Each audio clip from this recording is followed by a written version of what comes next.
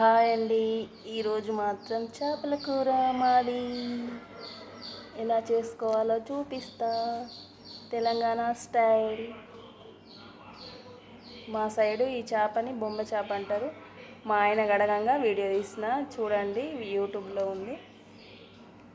ఎలా చేసుకోవాలో చూపిస్తా. దీనికి ఏమేమి మసాలాలు కావాలో చూపిస్తా చూడండి.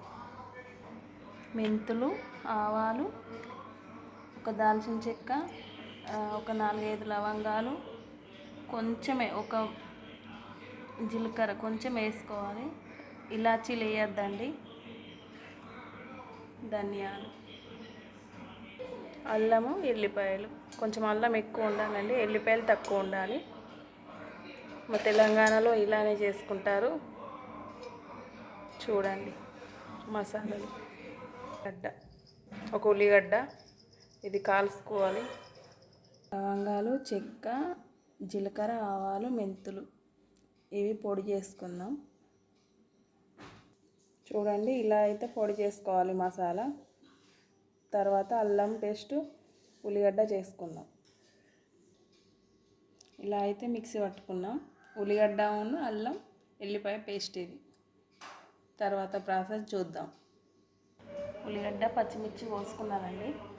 చూసుకున్న తర్వాత 2 చెంచాల కారం వేసుకుందామండి.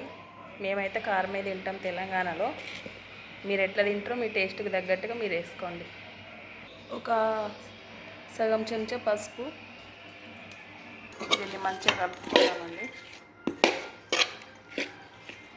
ముక్కలన్నీ కారం, పసుపు పట్టేటట్టుగా కలుపుకుందాం, కలిపి పెట్టుకుందాం. తర్వాత ఒక గిన్నె పెట్టుకుందాం. ఇప్పుడు ప్రాసెస్ చూద్దాం. మాకు తెలంగాణ సైడు ముక్క ఇట్లా చెదిరిపోవద్దు అని అంటే ఒక టిప్ ఉందండి. మీరు చింతపులుసు వేసుకుంటారు కదండి, ఆ చింతపులుసు కొంచెం ముక్కలల్లో వేసుకోవాలి.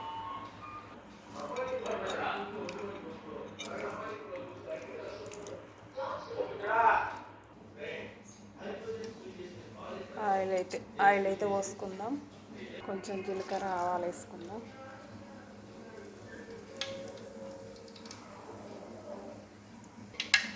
పచ్చిమిర్చి వేసుకుందాం.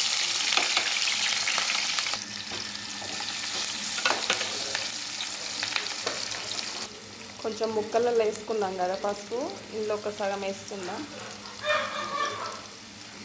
మేమైతే పసుపు కొంచెం ఎక్కువనే వాడతామండి, ఎందుకంటే హెల్త్కి మంచిదని. మా తెలంగాణ సైడ్ మొత్తం పసుపు ఎక్కువనే వాడతాం. మసాలాలు, కారం, నాన్ వెజ్. మనం నూరు పెట్టుకున్న అల్లం పేస్టును, కాల్చిన ఉల్లిగడ్డ పేస్ట్ వేసుకున్నాను. కలుపుకుందాం మంచిగా.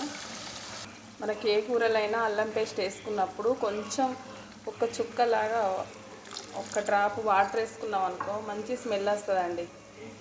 అల్లం వెల్లిపాయ స్మెల్ మంచిగా వస్తుంది. కర్రీలు కూడా సూపర్ ఉంటుంది. ముక్కలు వేసుకున్నాను.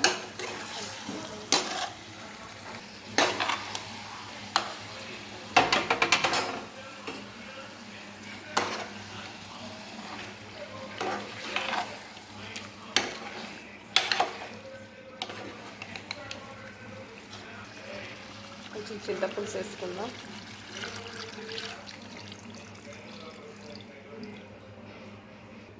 మంచిగా కలుపుకుందామండి.